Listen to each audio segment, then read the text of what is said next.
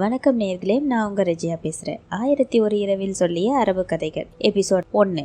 என்ன நேயர்களே, கதைக்குள் போவோமா?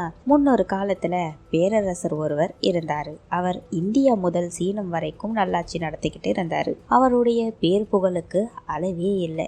அந்த பேரரசருக்கு 2 மகன்கள் இருந்தாங்க. மூத்தவர் ஷாரியர், இளையவர் ஷாஜமான். இந்த 2 பேருமே அவங்களுடைய தக்க வயசுல அவங்க அப்பா கிட்டேன்னு முறைப்படி குதிரை சவாரியும் போர் பயிற்சியும் முறைப்படி கல்வியும் கற்று தேர்ந்திருந்தாங்க. கால வேகத்துல பேரரசர், அதாவது இந்த இருவருடைய அப்பா இறந்து போயிட்டாரு. சகோதரர்கள் இருவருமே நாடாள தொடங்கி இருந்தாங்க. நாட்டின் வெகு தூரத்துல உள்ள சாமர்கண்ட் நாட்டை இளையவன் ஷாஜமான் ஆண்டு கொண்டிருந்தான். சகோதரர் 2 பேருமே ஒருத்தருக்கு ஒருத்தர் மேல அன்பு வச்சிருக்கிறதுல குறைவே கிடையாது. இவங்களுடைய அன்பை கண்டு உலகமே வியந்து போச்சு. இருவர் மேலையும் அன்பு வச்சிருக்கவங்க நாட்டு மக்கள் மேலையும் ரொம்பவே அன்பு வச்சிருந்தாங்க போல இருக்கு. அதனாலதான் இந்த 20 வருஷத்துல ஒருத்தருக்கு ஒருத்தர் பாத்துக்கவே இல்லை. தனித்தனியே அவங்களுடைய காரியங்கள்ல ரொம்ப பிஸியா இருந்துட்டாங்கன்னு சொல்லலாம். ஒரு நாள் மன்னர், அதாவது மூத்தவர் ஷாரியர் மந்திரிய வரவழைச்சு, நான் பல வருஷமா என் தம்பியை பார்க்கவே இல்லை.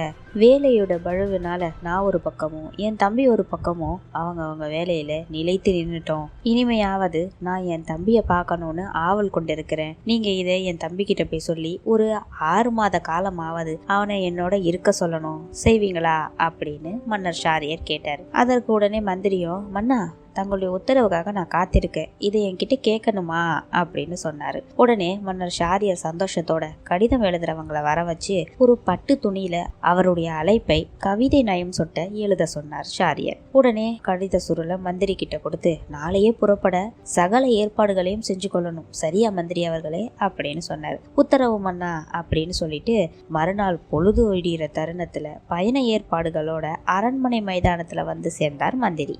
அந்த காலை பொழுதுல மந்திரிய வழி அனுப்பி வைக்கவும் தம்பி ஷாஜமானுக்காக தக்க பரிசு பொருட்களை கொடுக்கவும் மன்னர் ஷாரியரே நேரில் வந்தாரு. அங்க வந்த மன்னர் ஷாரியர் மதிப்பிட முடியாத பொண்ணும் மணியும் ஆபரணங்களையும் பல பெட்டிகள் நிறைய வச்சு பூட்டி பல ஒட்டகங்கள் மேல ஏத்தினாரு.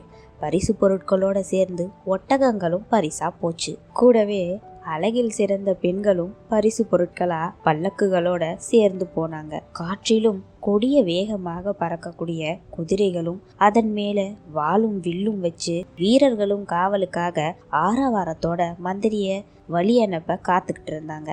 சாமர்கண்டை நோக்கி வெற்றியோட சென்று வாருங்கள் மந்திரியாரே அப்படின்னு சொல்லிட்டு மன்னர் ஷாரியர் வழி அனுப்பி வச்சாரு. மந்திரியும் 3 பகல்களும் 3 இரவுகளுமா பயணம் செஞ்சாரு.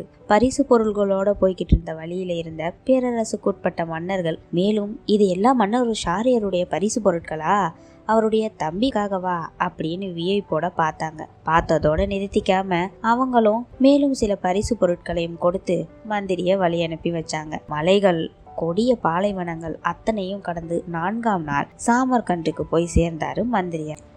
அவர் அங்க போய் சேர்ந்த அப்புறமா ஒரு தூதுவனை அழைச்சு, நான் மன்னர் ஷாரியரிடமிருந்து வந்திருக்கிறேன், தூது சொல்லுங்கள் உங்கள் மன்னரிடம் அப்படின்னு சொல்லி அனுப்பினாரு. இந்த செய்தியை கேள்விப்பட்ட உடனே என்னுடைய அண்ணன் கிட்டேன்னு வந்திருக்கிறாரா அப்படின்னு சொல்லி ஆற தழுவி மந்திரி அவர்களை உள்ள கூட்டிட்டு போய் நன்கு உபசரித்தார் மன்னர். மறுநாள் மன்னர் ஷாஜமானோட அரசவை கூடியிருந்துச்சு. ஷாரியரிடமிருந்து வந்த கடிதத்தை சிரம் தாழ்த்தி வணங்கி மந்திரி அவர்கள் ஷாஜமானிடம் கொடுத்தார். ஷாஜமானும் கடிதம் வாசிப்போரை வரவழைத்து அந்த கடிதத்தை படிக்க சொன்னார். அந்த கடிதத்தில் தன்னை உடனே வந்து பார்க்குமாறும் அனுப்பியுள்ள பரிசு பொருட்களை ஏற்றுக்கொள்ளுமாறும் கவிதை நயம் பட அழகாக எழுதியிருந்தார் ஷாரியர் அவர்கள். சபை அறிய வாசிக்கப்பட்ட கடிதத்தின் செய்தியை கேட்ட ஷாஜமானுடைய மந்திரி பிரதானிகள் எல்லாருமே தங்களுடைய தமையானார நீங்க அவசியம் போய் பார்த்துட்டு வரணும், மற்ற வேலைகளுக்கு நாங்கள் இங்கு இருக்கிறோம் என்று கூறினார்கள் அந்த மந்திரி பிரதானிகள். மேலும் 3 நாட்களாக பயணப்பட்டு வந்த ஷாரியர் மன்னருடைய மந்திரி அவர்களுக்கு தகுந்த உபச்சார விருந்துகள் கோலாகலமாக நடந்தது. 4ஆம் நாள் காலையில் மன்னர் ஷாஜமான் தன் அரசாட்சியை தன் மந்திரிகளிடம் ஒப்படைத்துவிட்டு அண்ணன் அனுப்பியிருந்த பரிசு பொருட்களைப் போலவே பல மடங்கு அதிகமான பரிசு பொருட்களுடன் தம்பி ஷாஜமான் பயணப்பட ஆரம்பித்தார். திடீரென பரிவாரங்களுக்கு பின்னே சென்ற ஷாஜமானுக்கு ஒரு நினைவு வந்தது. நகர எல்லையை கூட இன்னும் தாண்டவில்லை. தன்னுடைய அண்ணன் ஷாரியருக்கு மிக விலை உயர்ந்த ரத்தினம் ஒன்றை பரிசளிக்க விரும்பியிருந்தான். அது தன்னுடைய படுக்கை அறையிலேயே வைத்துவிட்டு எடுத்து வர மறந்து விட்டான் ஷாஜமான். உடனே தன்னுடைய பரிவாரங்களை முன்னே அழைச்சு, நீங்கெல்லாம் முன்னாடி போய்கிட்டே இருங்க, பரிசு பொருட்களுக்கு காவலா படை வீரர்கள் வராங்க, நான் வெகு சீக்கிரத்திலே வந்துடுறேன் அப்படின்னு சொல்லிட்டு தன்னுடைய குதிரையை மட்டும் எடுத்துக்கிட்டு ஷாஜமான் அரண்மனையை நோக்கி விரைந்தான். மன்னர் இப்படி தனியே அரண்மனையை நோக்கி வருவதை கண்ட கோட்டை காவலாளி வியப்புடன் பார்த்தான். என்ன, மன்னர் மட்டும் இப்படி தனியா வராரே, என்னவாக இருக்கும் அப்படின்னு நினைச்சான் போல இருக்கு. மன்னன் வரும் திசையை நோக்கி உத்து பார்த்துக்கிட்டே இருந்தவன் அவசர அவசரமா ஓடி வந்து கோட்டை கதவை திறந்து விட்டான். கம்பீரமே உருவமா கொண்ட மன்னர் ஷாஜமான் குதிரையிலிருந்து கீழே இறங்கி அரண்மனைக்குள்ள நுழைந்தான். அந்தபுரம் நோக்கி விரைந்தான். கதவுகள் எல்லாமே வெளியே திறந்து கிடந்தது. தன்னுடைய படுக்கை அறையை நோக்கி சென்றான். என்ன, நம்மளுடைய அன்புக்கு இனியவளான அரசி எங்கே போனாள்? ஏன் இப்படி கதவுகள் திறந்து கிடக்கிறது என்று நினைத்தவாறே உள்ளே நுழைந்தான் ஷாஜமான். தன்னுடைய படுக்கை அறை வாசல் படி வரைக்கும் தான் சென்றிருந்தான் ஷாஜமான். என்னவோ மேலே ஒரு அடி கூட எடுத்து வைக்காம பேயரைஞ்சவன மாதிரி அப்படியே நின்னுட்டான். கொஞ்ச நேரத்துல எல்லாம் பிரம்மை ஏதாவது பிடிச்சிடுச்சோ அப்படின்ற அளவுக்கு அவனுக்கு தோணுச்சு. அப்படிப்பட்ட பேரதிர்ச்சி. அவனுடைய கண்கள் இருண்டு போயிடுச்சு. அண்ட சராசரங்களும் தறிக்கெட்டு சுழண்டுகிட்டு இருந்துச்சு. மன்னர் ஷாஜமான் ஒரு வாரம் கீழே விழுந்துடாம இருக்கிறதுக்காக அந்த நிலைப்படிக்கும் பக்கத்துல ஒரு தூணை பிடிச்சுக்கிட்டு அப்படியே நின்னுட்டான். மன்னர் ஷாஜமான காலனுக்கும் அஞ்சாத அந்த பெரு வீரனை உலுக்கிய அந்த கொடிய காட்சி தான் என்ன? அப்படிப்பட்ட விஷயம் என்னதான் இருக்கு, கேளுங்கள். ஷாஜமானுடைய பேரன்புக்கு பாத்திரமான அரசி பேரழகி அவளுடைய மஞ்சத்திலே தன்னை மறந்து வேறொரு ஆளுடன் பேசி கொண்டிருந்தாள். சாதாரணமாகவா? இல்லை, அவளின் எல்லைகளை மீறி பேசிக்கொண்டிருந்தாள். யார் அவன் என்று மன்னரும் உத்து பார்த்தார். பாக்தாத் நகர அடிமை சந்தையில் 10 தினார் பொண்ணுக்கு வாங்கிய ஒரு ஆப்பிரிக்க அடிமை அவன். அவனும் மெய் மறந்து பேசிக்கொண்டிருந்தான். அது சரி, அரசியாருக்கே என் மீது பயம் இல்லாத போது இந்த அடிமைக்கு என்ன வந்துவிட போகிறது? எல்லாம் நான் கொடுத்த இடம்தான். அரண்மனையில் அடிக்கடி காற்று வாக்கில் வந்த செய்தி உண்மையாக போய்விட்டதே.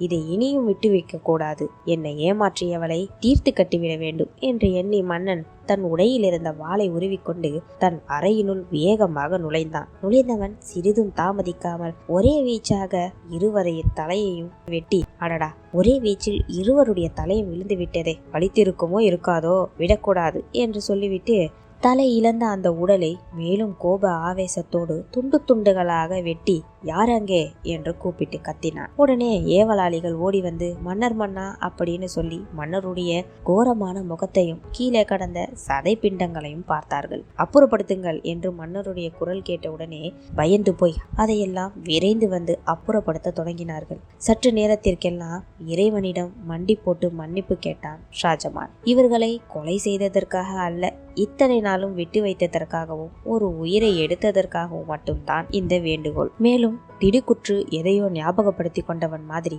தன்னுடைய தலையணைக்கு அருகில் வைத்திருந்த அண்ணனுக்கு வைத்த பரிசு பொருட்களை எடுத்துக்கொண்டு வேகமாக ஓடி போய் குதிரை மேல் ஏறிக்கொண்டு அந்த பரிவாரங்களோடு சேர்ந்து கொண்டான் மன்னன். ஷாஜமானுடைய முகம் இப்பொழுது சோர்ந்து போய்விட்டது, உற்சாகத்தையும் இழந்து விட்டது. எந்த கேளிக்கைகளிலும் கலந்து கொள்ளாமல் அந்த பரிவாரத்தோடு சேர்ந்து பரிசு பொருட்களாகவே நகர்ந்து கொண்டிருந்தான் மன்னன். 4ஆம் நாள் மாலை பொழுதில் அண்ணன் ஷாரியருடைய தலைநகரை அடைந்தான் ஷாஜமான். அரசருக்கெல்லாம் அரசரான ஷாரியர் தன் தம்பியை எதிர்கொண்டு அழைக்க தானே நேரில் ஓடோடி வந்தார். ஆரவாரத்தோடு தம்பியை ஊர்வலமாக அரண்மனைக்கு அழைத்து சென்றார். ஆற தழுவி கொண்டார். நகரமெல்லாம் இந்த சகோதரர்கள் இருவரையும் பார்த்து வணங்கி ஆச்சரியப்பட்டார்கள். கூத்தும் கோலாகலமுமாக இருந்தது. அரண்மனை முழுவதுமே தீப அலங்காரங்கள் செய்யப்பட்டு ஜொலித்து கொண்டிருந்தது. இரவு நகர மக்கள் அனைவருமாக யாரும் கண்டு கேட்டுமிராத அளவில் பெரும் விருந்து நடந்து கொண்டிருந்தது. ஆனால் தம்பி ஷாஜமான் எதிலுமே விருப்பம் இல்லாத மாதிரி சோர்ந்து போயிருப்பதை பார்த்த ஷாரியர் வியந்து போய், சோர்வை இருக்கிறாயே, என்ன பிரச்சனை என்று கேட்டார். இதற்கு மேல் பொறுமையாய் இருக்க முடியாது என்றபடி ஷாஜமான் பொறுமையை இழந்துவிட்டு அண்ணா என்று கதறி ஆளத் தொடங்கிவிட்டார். தம்பி விம்முவதை கண்ட ஷாரியர் விருந்தில் யாரும் கவனிக்க முடியாதபடி ஷாஜமானை தனியே ஒரு இடத்துக்கு அழைத்து சென்றார். சகோதர பாசம் பீரிட்டியல, தம்பி உனக்கு என்னதான் ஆகிவிட்டது? சிரித்து பேசி மற்றவர்களையும் சிரிக்க வைக்கும் நீ இப்படி சோர்வு உற்று இருப்பதை பார்த்து முகவாட்டத்தை எண்ணிதான் நான் இதை கேட்டேன். அழத் தொடங்கிவிட்டாயே என்று துயரத்தோடு கேட்டார். உனக்கு என்ன பிரச்சனை வந்தாலும் தீர்த்து வைக்க அண்ணன் நான் ஒருவன் இருக்கிறேன் என்பதையே நீ மறந்து விட்டாய் போலிருக்கிறது. கூறு, என்னிடம் கூறு, என்ன பிரச்சனை என்பதை அப்படின்னு அண்ணன் ஷாரியர் கேட்ட உடனே ஷாஜமான் நிதானத்துக்கு வந்து சமாளித்து கொண்டு, அண்ணா, தங்களுடைய சகோதர பாசத்தை கண்டு வந்த ஆனந்த கண்ணீர் தான் இது. இத்தனை வருடம் இதை இழந்து விட்டேனே என்று நினைத்து வருந்தினேன். அப்படி இப்படி சொல்லி அண்ணனை ஒரு வழியாக நம்ப வைத்து விட்டார் ஷாஜமான். விருந்தும் கோலாகலமும் இப்படியே பல நாளும் நடந்தது. மீண்டும் அப்படியே முகவாட்டத்துடன் இருந்த ஷாஜமானை கவனிக்க தவறவே இல்லை ஷாரியர். அவரும் எல்லாத்தையும் உணர்ந்து கொண்டுதான் இருந்தார். சரி, நம்மளுடைய தம்பிதான் வேட்டை பிரியனாச்சே, அந்த வகையிலும் முயற்சி செஞ்சு பார்க்கலாம் அப்படின்னு அவருக்கு ஒரு எண்ணம் தோணவே அரண்மனை ஊர்கள் எல்லாத்திலையும் தண்டோரா போட்டு தெரிவிச்சார். இன்னைக்கு நாங்க 2 பேரும் அரண்மனையில இருக்கிற அத்தனை பேரும் நாளை காலை வேளையில வேட்டைக்கு புறப்பட இருக்கிறோம் அப்படின்னு முரசடிக்க செஞ்சிட்டார். மறுநாள் காலையில வேட்டைக்கு சேர்ந்தவங்க தங்களுடைய ஆயுதங்களோட அரண்மனை மைதானத்துக்கு வந்து சேர்ந்தாங்க. மாமன்னர் ஷாரியர் வேட்டை கழுகுகளோட அடிமைகளும் வந்து நின்னாங்க. மன்னர் வேட்டை கழுகு சீறி பறந்து ஒரு பெரிய மானை கூட கொத்தி கிழிக்கும் ஆற்றல் வாய்ந்தவை. அந்த கழுகுகளை அவ்வாறு பழக்கியிருந்தார் மாமன்னர் ஷாரியர். புறப்பட நேரமாகிவிட்டது. ஷாஜமான் எங்கே, என் அருமை சகோதரன் எங்கே என்று கேட்டார். ஷாஜமான் இன்னும் வரவில்லை என்று தெரிந்தவுடன் தன் தம்பியை அழைக்க நேரிலேயே சென்று தன்னுடன் வருமாறு அழைத்தார். ஆனால் தன்னுடைய அண்ணனிடம் மன்னிப்பு கேட்டுக்கொண்டு நாளை வேட்டையில் கலந்து கொள்வதாக உத்தரவிட்டு சொன்னார் ஷாஜமான். தம் தம்பி மட்டும் வருத்தத்துடன் இங்கு இருப்பதா? சரி, நானும் வரவில்லை என்று சொன்னார் மன்னர் ஷாரியர். இல்லை அண்ணா, நீங்கள் சென்று வாருங்கள், நான் நாளைக்கு வருகிறேன் என்று சொன்னான் ஷாஜமான். தம்பியோட வற்புறுத்தலுக்காக மன்னர் அவர் மட்டும் படைகளோட வேட்டைக்கு சென்றிருந்தார். எல்லாரும் போனதுக்கு அப்புறம் ஷாஜமானுக்கு பெருசா உறக்கமோ பொழுதோ போகவே இல்லை. அதனால தன்னுடைய ஜன்னல் அருகே வந்து நின்று பூங்காவனத்தை எட்டி பார்த்துக்கிட்டு இருந்தார். சந்தேகப்படும்படியா சில பேர் உள்ளே போயும் வெளியே வந்துமா இருந்தாங்க. திடீரென்று என்னமோ மன உறுத்தலாக இருந்தது ஷாஜமானுக்கு. அங்கு என்ன நடக்கிறது என்று அந்த இடத்தை நோக்கி சென்றார் ஷாஜமான். நேயர்களே, தொடர்ந்து என்ன நடக்க போகுதுன்னு அடுத்த எபிசோட்ல பார்க்கலாமா? நன்றி நேயர்களே, வணக்கம்.